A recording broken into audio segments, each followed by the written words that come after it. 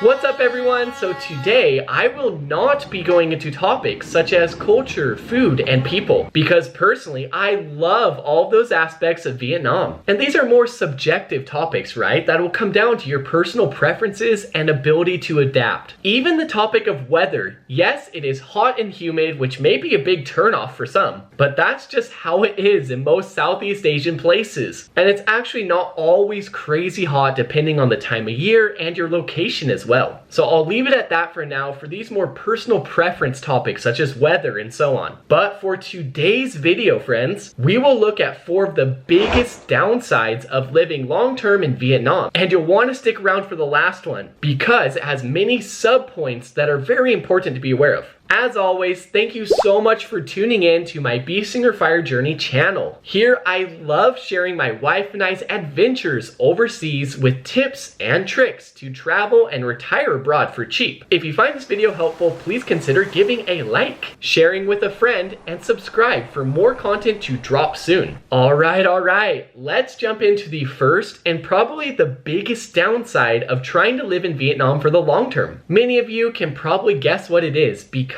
it has caused a lot of frustration for many people. Yeah, it's the whole visa option situation and having no retirement visa. Cambodia, on the other hand, has the ER type visa, the SRRV in the Philippines, the non-immigrant O in Thailand, and the expensive MM2H in Malaysia. But unfortunately, friends, there's no such retirement visa yet in Vietnam. By the way, for more information on other countries' retirement type visas, you can check out other videos on this channel. Okay, back to the Vietnam visa options. Most people can quite easily obtain a tourist type visa, which lasts 90 days, but then you must do a visa run. Yes, there are currently expats doing this and just visiting a close country like Thailand, Malaysia, or Cambodia, then returning to get a new Vietnam tourist visa. But to me, that just doesn't seem or feel very ideal, you know? The longest visa type for things like business or being a student is up to 12 months. So I must add that there was this golden visa proposed that would last 5 to 10 years, but it's still under review and there will be investment minimums or thresholds. So depending on what the financial requirements may be, maybe we'll get a good visa, but only time will tell. On to the second downside, which is the English communication barrier. I feel like when visiting a new place, you can quickly get a feel for how easy or difficult it will be to communicate in English. When in Vietnam, it quickly became apparent that English just wasn't as wide spoken as other places I've been to, such as the Philippines or Malaysia. Even the tourist-heavy spots of Cambodia and Thailand seem better than in Vietnam. Something interesting is that all of the restaurants we visited did have English on their menus, which does help a lot. And if you're in a big city, you'll certainly still find English speakers like business or young people, and of course other expats living there. But as you already know, it will just take some patience and time to learn a new language. So this is just something to be aware of, right? And honestly, I love learning about new cultures and languages, so it could be seen as an opportunity, if anything, to bridge communication gaps by picking up on some of the Vietnamese language. Next up is the noisy environment. Definitely one of the biggest things that stood out to me was the noise. It's due to the most common type of transportation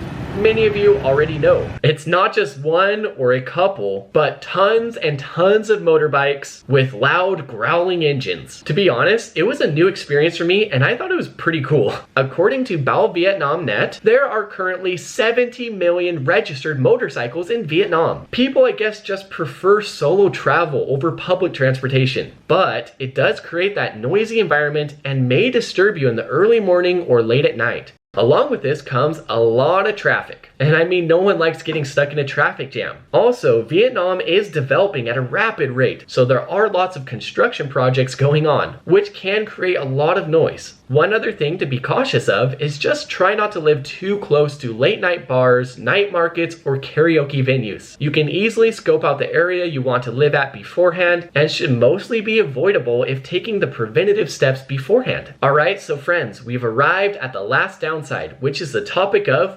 safety. Don't get me wrong, Vietnam is actually ranked quite peaceful and safe according to the Global Peace Index. It comes in ranked number 38, which is ahead of Thailand, Cambodia, Cambodia, and the Philippines. My wife and I felt very safe during our time in Vietnam, even when the sun went down in the evening time. So really, the most common crimes are bag snatching, scams, or pickpocketing, or petty crimes. All things that you can watch out for. But for this topic of safety, I'm specifically referring to 4 different aspects. Number 1, natural disaster risk. Number 2, disease. Number 3, high pollution levels. And number 4, traffic conditions and accidents. So for the first one, due to Vietnam's geographical position, it's particularly vulnerable to typhoons and tropical cyclones. It's common to see 4 to 6 a year. Along with these storms come, of course, heavy rain, wind, landslides, and flooding. So you'll want to do as much preparation as you can beforehand. Number 2 is disease-related risk. With the hot and humid weather come a lot of bugs and mosquitoes, right? The most prevalent mosquito-borne diseases are dung fever and malaria. Another risk is TB or tuberculosis. Then there are a host of diseases that could come from drinking unclean water or eating unsanitary food, such as typhoid fever or cholera, just to name a couple. Generally, it is recommended to not drink the tap water in Vietnam, but have a professional and reliable water filter installed. I've got to say that my wife and I did not get sick at all during our stay, but it's good to take proper precautions. Remember to speak with a healthcare provider before making the move to make sure you're up to date on all vaccinations. Okay. Number 3 is the high pollution situation in Vietnam. Now, it's not all places, but the issue tends to be more serious in major cities such as Ho Chi Minh or Saigon and Hanoi, both of which are ranked among the most polluted cities globally. And unfortunately, Hanoi was even ranked as the most polluted metropolitan area by AirVisual. That is worse than cities like Delhi or Lahore. The reason behind the pollution can be contributed to many factors. In addition to its geographical factors